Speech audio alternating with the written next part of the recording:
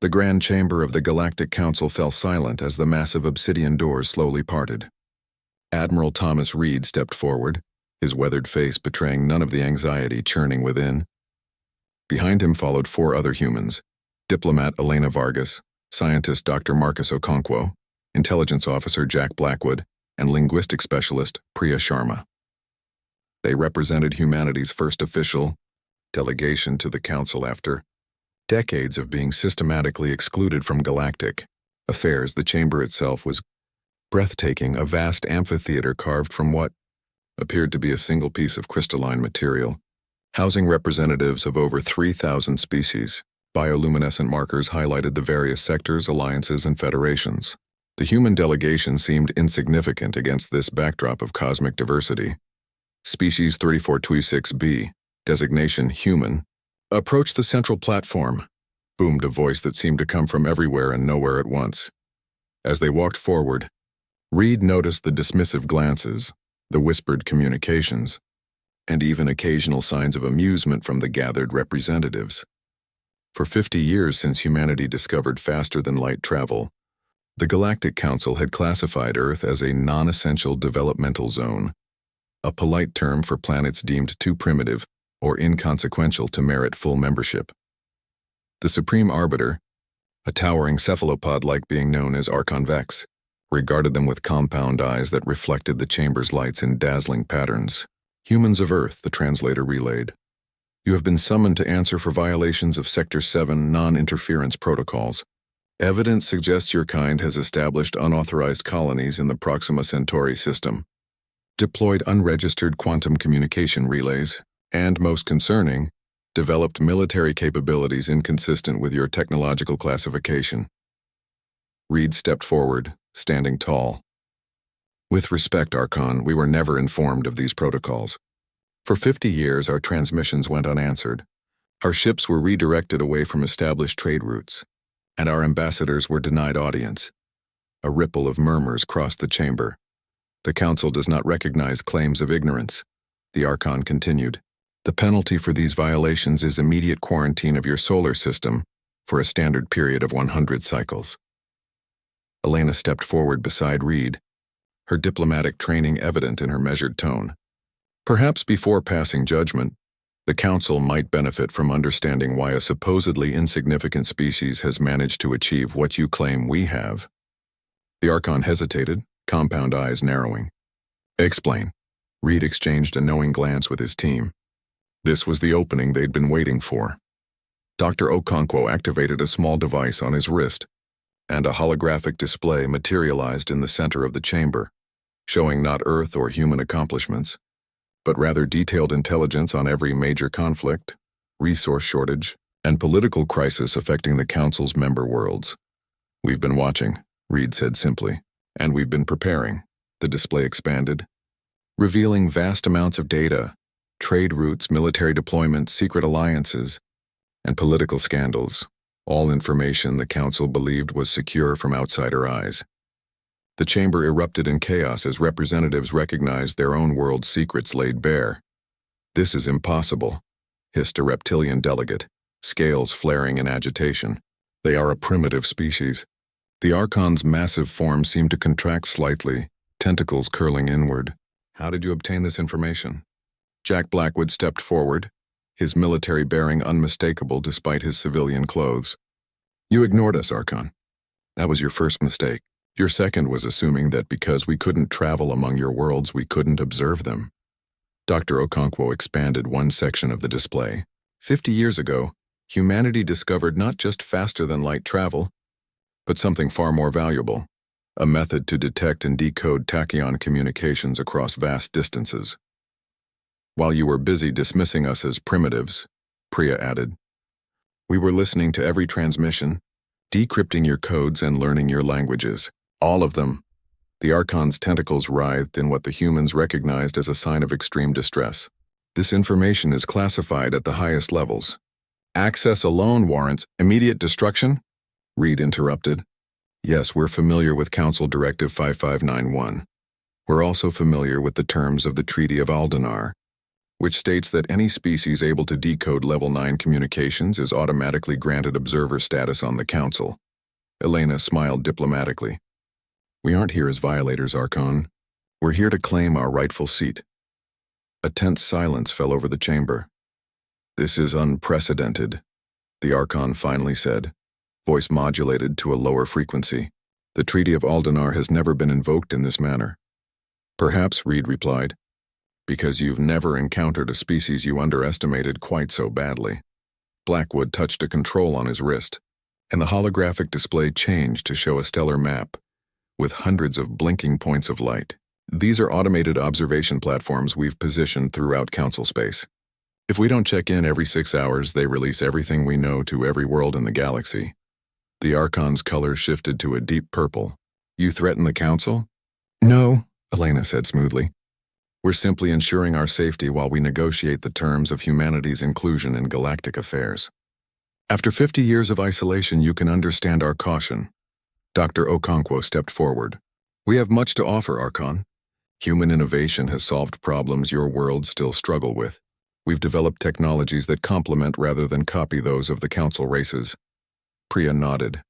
And culturally, we bring perspectives none of your current members possess. Our history of overcoming division could help address the growing rifts among your Outer Rim worlds.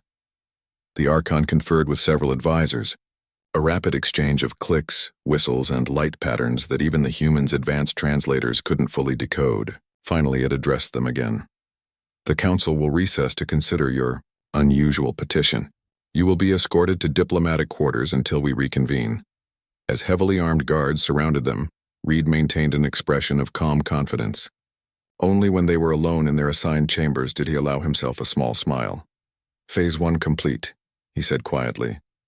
They're terrified, Jack observed, scanning the room for surveillance devices. Did you see the reaction when we displayed their military deployments?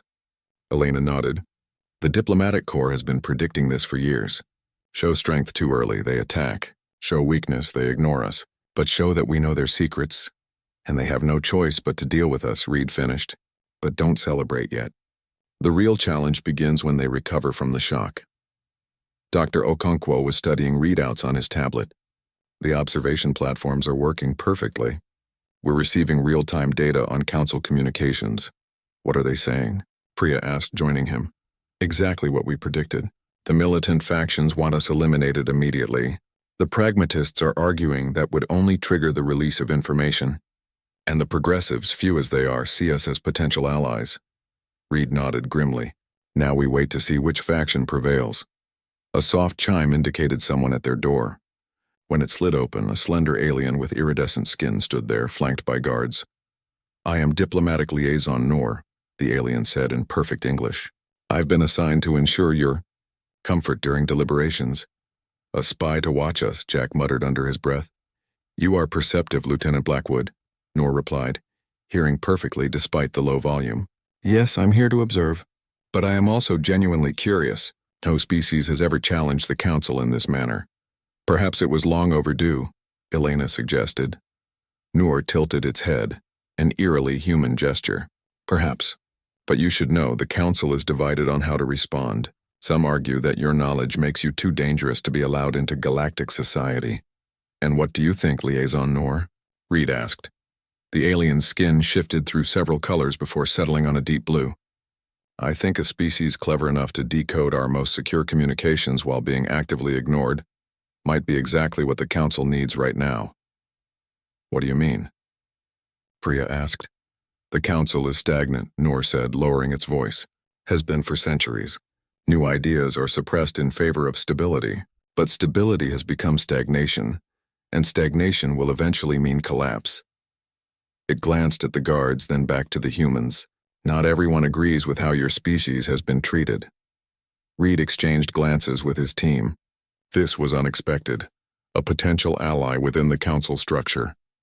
The Archon will reconvene the session in 6 hours, Noor continued at normal volume. I suggest you prepare your formal petition for recognition. After Noor left, the humans gathered to discuss this new development. Do we trust it? Jack asked. Not completely, Reed replied. But its concerns about Council stagnation align with our intelligence. This could work to our advantage, Elena mused. If there are already factions discontent with council leadership, we might find allies where we least expect them, Priya finished. Dr. Okonkwo looked up from his tablet with a concerned expression. We may need them sooner than we thought. The militant faction is gaining S. The tension in the council chamber was palpable as Admiral Reed and the human delegation returned for the verdict. Thousands of alien representatives watched from their seats. A sea of strange eyes, appendages and breathing apparatuses all focused on the 5 humans standing at the center platform. The crystalline walls pulsed with subtle light. Patterns, a form of communication among some of the silicon-based council members that the humans had learned to interpret. They're discussing contingency. Plans for containing us, Priya whispered, watching the patterns. Emergency protocols. Archon Vex entered the chamber, its massive cephalopod body hovering above the central dais. The chamber fell silent as the Archon's tentacles arranged themselves into a formal address position. After careful consideration, the Archon began, its voice resonating through translators across the chamber. The Council has determined that humanity represents a unique case in our history.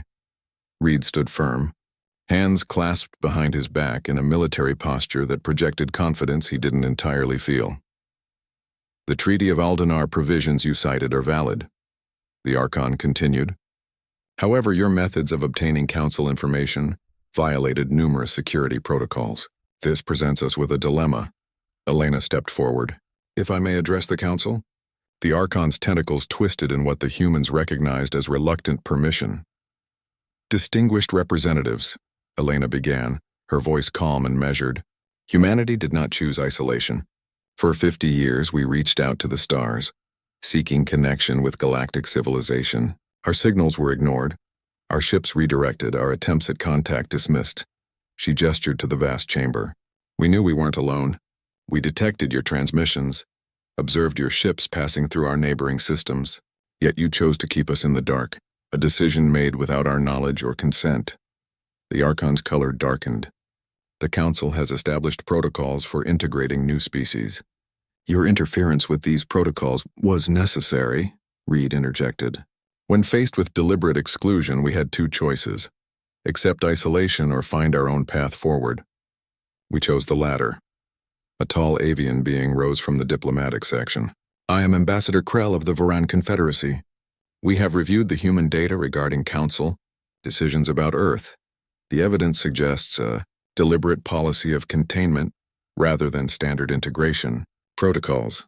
Murmurs spread through the chamber as other representatives began examining the evidence the humans had provided during the recess. The Archon's tentacles coiled tightly. Order! The policies regarding Earth were implemented according to standard risk assessment protocols. Dr. Okonkwo stepped forward, activating his tablet. With respect, Archon, we've analyzed those protocols. Earth was categorized as a Type 7 divergent species, without any direct observation or contact. This classification is reserved for species deemed unpredictably innovative, essentially punishing us for our creativity.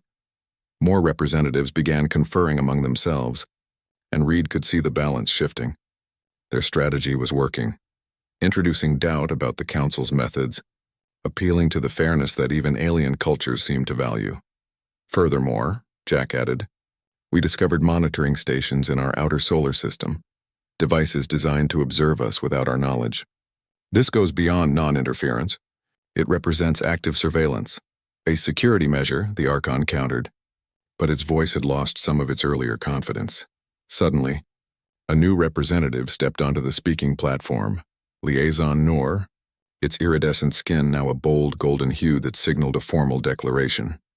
Esteemed council members, Noor began, as representative of the Oversight Committee, I must inform you that our investigation confirms the humans' claims. Earth was indeed subject to Containment Directive 459, a protocol typically reserved for potentially hostile civilizations. Gasps and clicks of surprise echoed through the chamber. The Archon's tentacles writhed in agitation. Liaison Noor, you overstep your authority. This session is proceeding according to Council bylaws, Noor interrupted.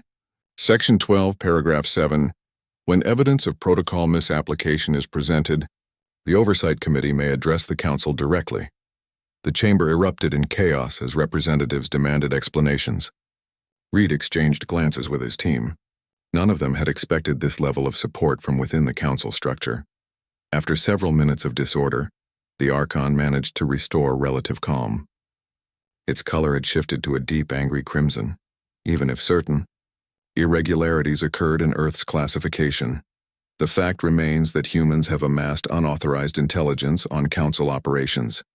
This represents a security threat that cannot be ignored. Reed stepped forward again. We understand your concerns, Archon. But consider this from our perspective. Faced with isolation and potentially hostile surveillance, we acted to protect ourselves. Would any of your civilizations have done differently? This struck a chord with many representatives who began nodding or making gestures of agreement specific to their species. What do you propose? The Archon asked, its tone now more cautious. A fresh start, Elena replied. Recognition of Earth as a full member of the galactic community, with all the rights and responsibilities that entails. In return, we will share our unique technological innovations, advances we developed in isolation that may benefit all council worlds. Dr. Okonkwo projected images of human technologies that their intelligence suggested would be of particular interest. Gravity manipulation techniques that differed from council standards, biological remediation processes for polluted worlds, and quantum communication methods that were more efficient than current galactic networks.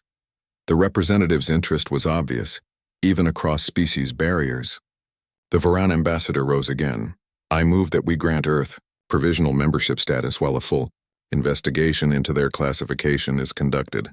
Several other representatives indicated agreement, and Reed felt the first glimmer of real hope. They might actually succeed through diplomacy alone. Then abruptly, the chamber's security systems activated. Barriers rose between seating sections and armored guards entered through side doors. Security breach detected, announced an automated voice. Council session suspended. The Archon's tentacles formed a gesture the humans couldn't interpret. Human delegation, you will be escorted to secure holding while we investigate a data infiltration originating from your diplomatic quarters. Reed's blood ran cold. Had they been discovered? Jack stepped close, whispering, the surveillance countermeasures were intact. This is something else. Armed guards surrounded them, weapons ready but not yet aimed directly at the humans. This is a misunderstanding, Elena began, but the Archon cut her off. Our systems detected attempts to access restricted council archives from your assigned quarters. Archives containing information on weapon systems, defense grids, and member world vulnerabilities. Reed kept his expression neutral despite his confusion. Their team had specifically avoided such obvious provocations. As they were escorted from the chamber, Liaison Noor managed to pass near them, whispering, the militant faction is making its move. Be prepared. In the corridor outside, the situation deteriorated rapidly. More guards appeared, these wearing different insignia. The elite security force answering directly to the council's military committee. Separate them, ordered the commander, a hulking reptilian being with scarred scales. Reed tried to protest, but the guards moved with practiced efficiency, forcing the human delegation apart. As he was pushed down a different corridor, Reed saw Elena being taken in another direction, while Dr. Okonkwo, Jack, and Priya were likewise separated. In his holding cell, a sterile room with energy barriers instead of physical bars, Reed paced anxiously.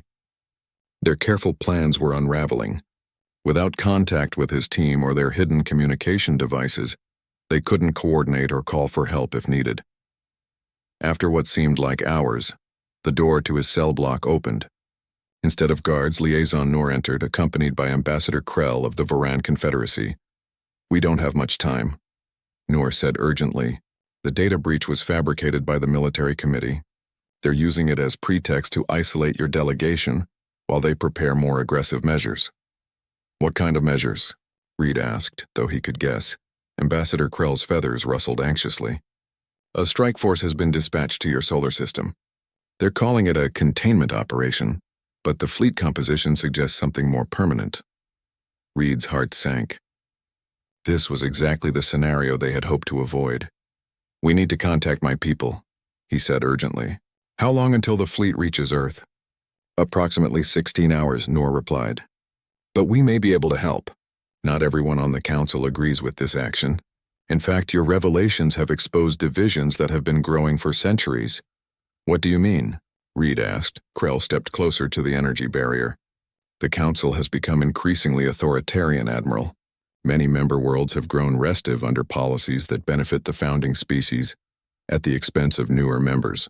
Your species has simply catalyzed a conflict that was already brewing. Can you help us contact our people? Reed pressed. The emergency alarm blared throughout the detention facility, its pulsing red light casting eerie shadows across Admiral Reed's cell. The energy barrier flickered once, twice, then failed completely. Reed didn't hesitate. He was through the opening before the system could reset, moving with the trained precision of a career military officer. In the corridor, chaos reigned. Guards rushed past, barely glancing at him in their hurry to respond to what appeared to be multiple security breaches. Reed flattened himself against a wall as a squad of heavily armed security forces thundered past, then moved in the opposite direction, following the mental map he'd constructed during his arrival. "Admiral," the whispered call came from an intersecting corridor. Jack Blackwood stood there, a stolen security baton in his hand. "This way. I've located the others." They moved swiftly through the facility, avoiding the main response teams by using service corridors Jack had somehow accessed. Reed didn't ask questions yet. There would be time for explanations later if they survived. "What happened?" Reed finally asked as they paused at a junction, waiting for a patrol to pass. "Not entirely sure," Jack admitted. "The power grid suffered a cascading failure about 10 minutes ago.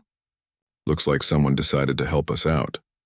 His grin suggested he had his suspicions about who that someone might be. They reached a maintenance section where they found Dr. Okonkwo working on an access panel, his fingers moving with surprising confidence across the alien technology. Priya stood watch, holding what appeared to be a makeshift weapon fashioned from detention cell components. "Where's Elena?" Reed asked immediately. "Still searching," Priya replied. "But that's not our only problem. There's another human in this facility. Has been here for some time, according to the biometric readings I accessed." Reed's expression darkened. "Another human out here? How is that possible?" "No idea," Jack said, "but we need to move.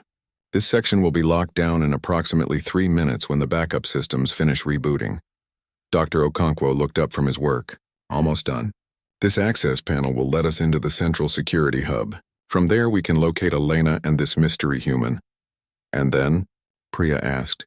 Reed's jaw set in a determined line. "Then we find a way to contact Earth again. The Council fleet is already on its way to our solar system. We need to warn our people." "Already taken care of," said a new voice. They turned to see Elena stepping out from behind a storage container, accompanied by a familiar iridescent figure, Liaison Noor. "The warning has been sent," Noor confirmed.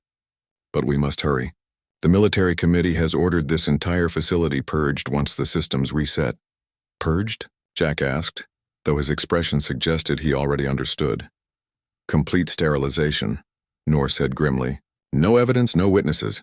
Dr. Okonkwo finished his work and the panel slid open. "We have access to the maintenance tunnels. They lead to a secondary docking bay. Can we trust you?" Reed asked Noor directly. The alien's skin rippled through several colors before settling on a deep, resolute blue. "You've exposed fractures in the Council that have existed for centuries. Many of us believe the current leadership has strayed from our founding principles. Your arrival may be the catalyst needed for change." "That doesn't answer my question," Reed pressed. "No," Noor admitted. "You cannot fully trust me just as I cannot fully trust you. But right now our interests align. Is that sufficient?" Reed nodded reluctantly. "It'll have to be. Lead on." They moved through the maintenance tunnels, a cramped network of conduits and access paths designed for the smaller maintenance drones rather than humanoid figures. The going was difficult, especially for Reed's broad-shouldered frame, but they made steady progress. "This mystery human," Priya said as they crawled along. "I've been thinking, what if they're from one of the early exploratory missions? The ones that disappeared?" "Impossible," Jack replied. "Those missions were over 30 years ago." "Not impossible," Dr. Okonkwo countered. "Just improbable. If the Council captured human explorers and kept them for study, or as leverage," Elena added grimly. They fell silent at that uncomfortable thought. After nearly an hour of difficult navigation, They reached a junction chamber where the tunnel widened enough to stand. Nor activated a control panel, bringing up a holographic display of their location and surrounding areas. The detention block for special subjects is here, Nor indicated. If your missing human is anywhere, they would be there. And the docking bay? Reed asked. Here. Nor pointed to a location on the opposite side of the facility. But the fastest route passes near the special detention area. Reed considered their options. The mission came first. They needed to get off this station and back to Earth to help coordinate the defense. But leaving another human behind, we check the special detention area, he decided. Quick recon only.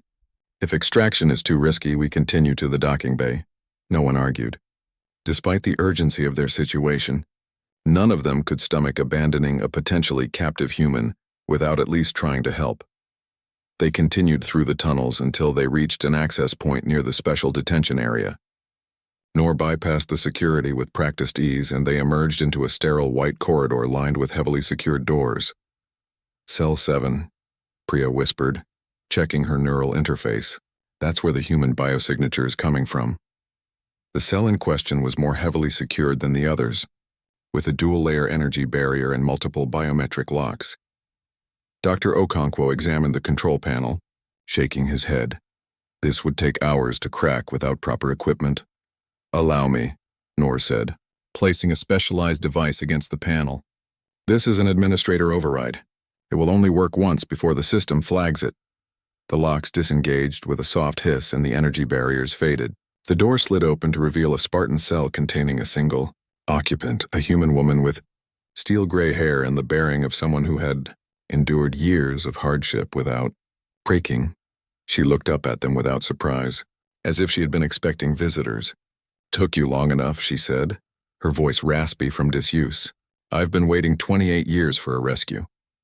Commander Diana Reynolds, she introduced herself, standing with some difficulty. Last surviving officer of the exploration vessel Pathfinder. Reed's eyes widened in recognition. The Pathfinder disappeared on humanity's first attempt to reach Proxima Centauri. The official report listed all hands lost in an engine malfunction. Reynolds' laugh was harsh. No malfunction. We were intercepted, boarded, and captured. The Council wanted to study us without revealing their existence to Earth.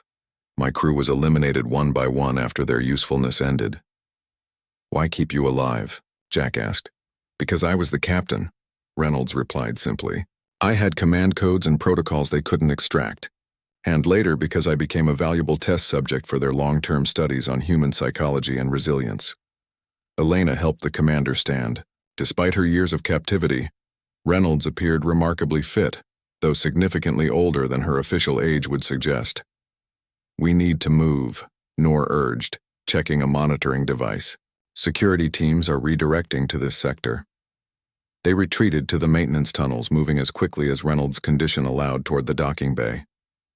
As they traveled, Reynolds provided a steady stream of information about Council, security measures and protocols, intelligence, gathered through years of careful observation. The Council isn't monolithic, she explained as they navigated a particularly narrow section. There are factions that have been fighting for centuries over how to manage developing species. Earth became a particular point of contention about 50 years ago. Why? Reed asked. Because your development patterns defied their predictive models. Most species follow expected technological progression paths. Humans don't. You make intuitive leaps that their algorithms can't anticipate. And that scared them, Priya realized. Reynolds nodded. Terrified them. The Council's power is built on their ability to predict and control. Unpredictable species threaten that control. They reached another junction where the tunnels opened into a larger maintenance hub. Dr. Okonkwo checked the schematics Nor had provided. The docking bay should be just beyond that bulkhead, he reported. Nor's skin had paled to an anxious lavender.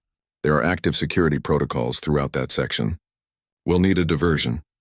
Jack pulled out several components he had collected during their escape. I can rig something from these parts. Give me 3 minutes. While Jack worked, Reed conferred with Nor and Reynolds about their next steps. What ships are available in the docking bay? He asked. Primarily maintenance vessels and short-range shuttles, Nor replied. The diplomatic vessels would be more comfortable but are too closely monitored. Comfort is irrelevant, Reed said. We need something fast and with enough range to reach a communication relay. Reynolds leaned closer. There's something else you should know, Admiral. The Council's offensive against Earth isn't just about containing human expansion. They're afraid of what they call the divergence. What's that? Elena asked. A theoretical point where a species develops technology the Council cannot predict or control. They believe Earth is approaching this point. The maintenance scout dropped out of FTL on the edge of the Sol system, its hull still cooling from the stresses of faster-than-light travel. Inside the cramped bridge, Commander Reynolds manipulated the controls with practiced ease despite her decades of captivity. The rest of the human delegation crowded around the main viewport, gazing at the distant spark that was Earth's sun. Home, Elena whispered, her diplomatic composure cracking slightly at the sight. And about to be under attack, Reed reminded them grimly. How long until we reach Earth? At maximum speed, 4 hours, Reynolds replied. But there's a problem. She gestured to the sensor display, where multiple signals indicated vessels ahead of them, the advanced scouts of the Council fleet. They beat us here, Jack said, studying the tactical display. How is that possible? Dr. Okonkwo leaned over the sensor readings. They must have used a different FTL approach vector, one that allows for faster transit at the cost of greater energy expenditure. They weren't expecting to need a return journey. The implication hung heavily in the air.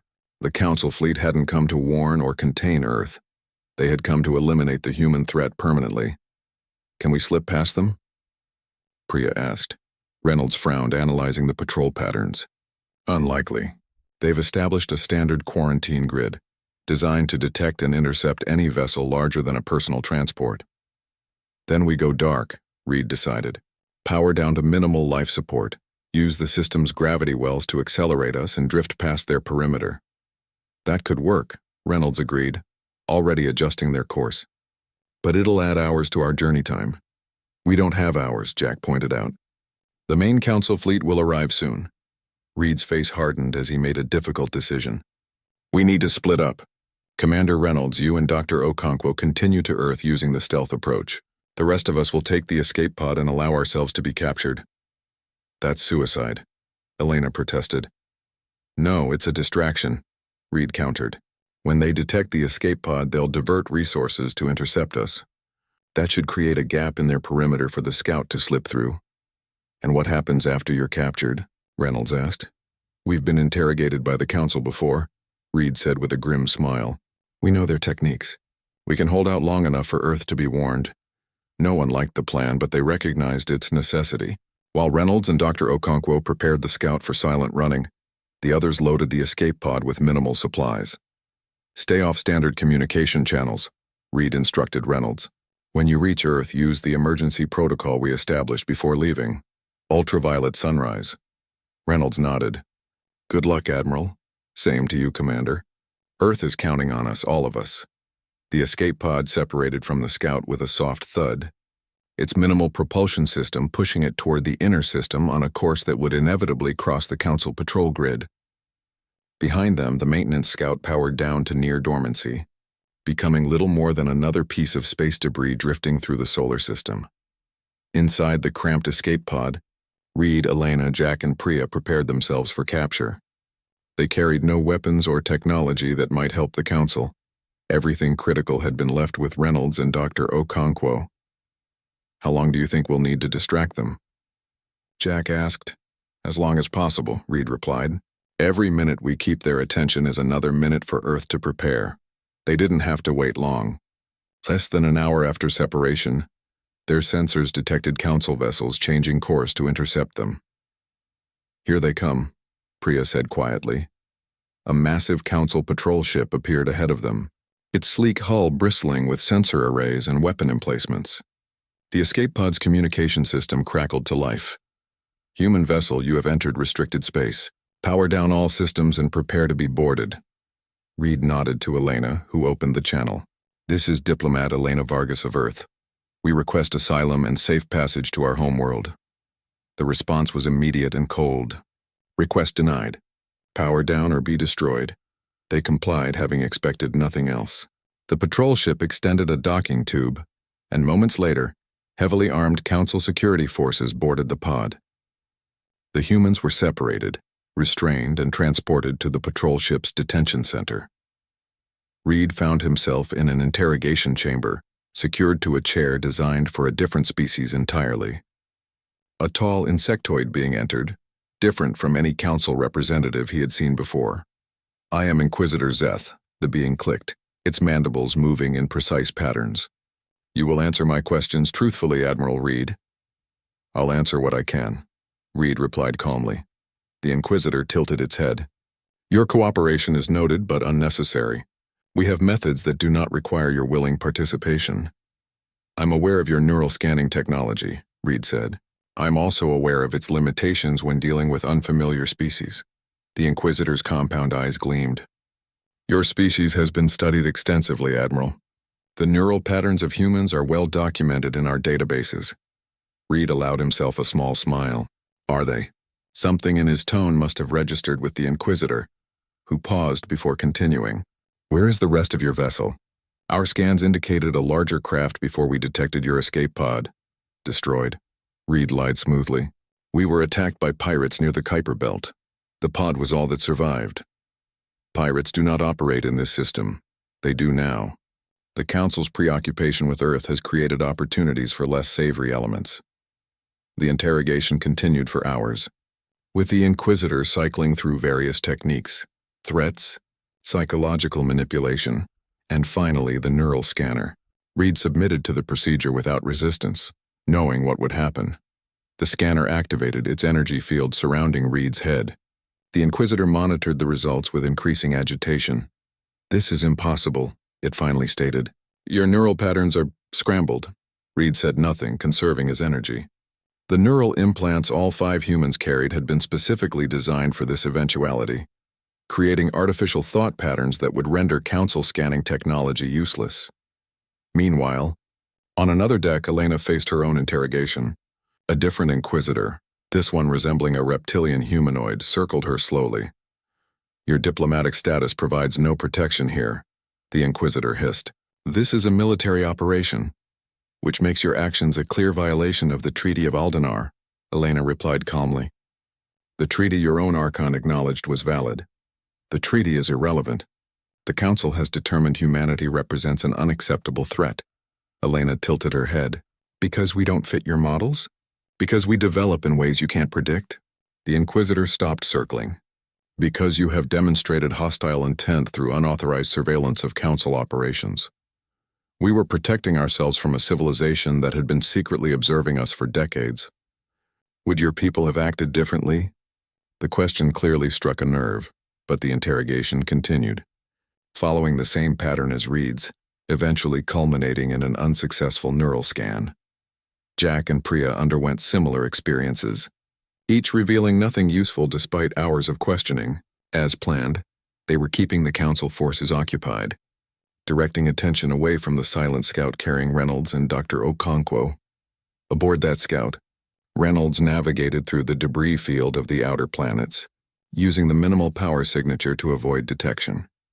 Dr. Okonkwo monitored the patrol grid, noting with satisfaction that a significant portion of the Council forces had converged on the location where their companions had been captured. "It's working," he whispered. "They've created a gap in the southern ecliptic quadrant." Reynolds adjusted their course. "We'll slip through there, then use Mars for a gravity assist. That should give us enough speed to reach Earth before they realize what's happening." As they approached the gap in the patrol grid, a new alert appeared on their sensors. Dr. Okonkwo leaned forward, his expression darkening. "The main Council fleet has arrived. 47 capital ships and over 200 support vessels." Reynolds studied the massive formation emerging from FTL. "This isn't a containment operation. This is an invasion force. Can we still get through?" Reynolds nodded grimly. "They're focused on battle formation.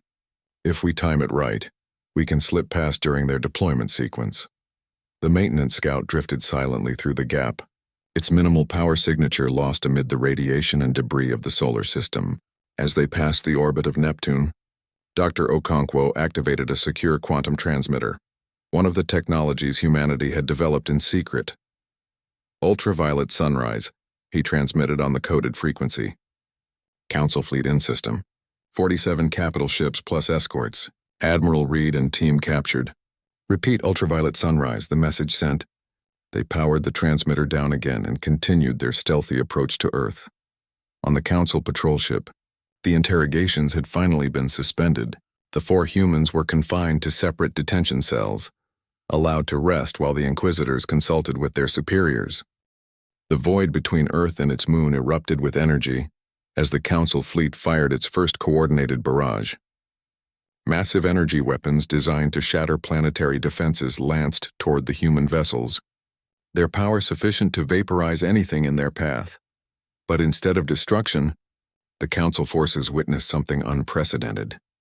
The energy beam struck what appeared to be invisible barriers surrounding the Earth ships, dispersing harmlessly in spectacular displays of light and radiation. Shields holding at 97%, reported a tactical officer aboard the Earth Defense Force flagship Defiance. Admiral Cho stood at the center of the command deck, her expression unchanged as she observed the battle unfolding on the main tactical display. Status of phase shift array? She inquired calmly.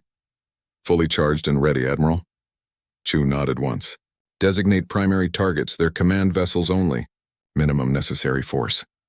Acknowledged. The Defiance and 12 companion vessels moved into formation, their hulls shimmering slightly as previously hidden weapon systems activated. No energy beams emerged, no missiles launched. Instead, the space between the human fleet and the Council command ship simply rippled. Aboard the Council flagship, alarms blared as systems began failing in cascading sequence. What's happening? Demanded the Archon, tentacles writhing in agitation. Unknown weapon impact, reported a panicked officer. Propulsion offline. Weapon systems failing. The military chairman's crystalline form vibrated with alarm. How is this possible? Our intelligence indicated nothing of this capability. On 5 other Council capital ships, similar scenes played out. Critical systems failing without visible cause, weapons powerless.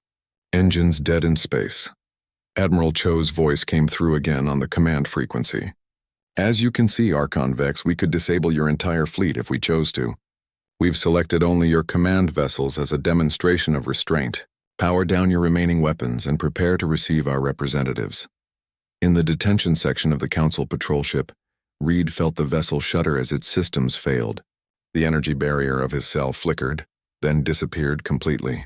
Similar failures were occurring throughout the ship. He realized Earth's defense forces were using targeted phase shift technology to disable specific systems rather than destroy the vessels outright. The door to his cell slid partially open. Stuck in its track without power, Reed forced it the rest of the way and stepped into the corridor. The emergency lighting cast an eerie glow over the scene as confused Council security personnel attempted to restore order. In the confusion, Reed located and freed his companions. Together they made their way toward the ship's shuttle bay, avoiding the main corridors where security forces were concentrated. What's happening? Elena asked as they paused at an intersection. Earth happened, Reed replied with grim satisfaction. They were ready. Jack checked a computer terminal using his implant to interpret the alien data. The fleet's primary systems are down. Weapons, propulsion, long-range communications, all disabled by targeted phase shift pulses. Phase shift technology? Priya asked. But that was still theoretical when we left. Apparently not anymore, Reed said. Come on. We need to get to a shuttle before they restore secondary systems. They continued through the vessel, encountering minimal resistance. Most of the crew was occupied with emergency protocols, and those security personnel they did encounter were easily overcome by Jack's combat training. In the shuttle bay, they found several small vessels intact and apparently unaffected by the phase shift attack. Reed selected one designed for officer transport and they boarded swiftly.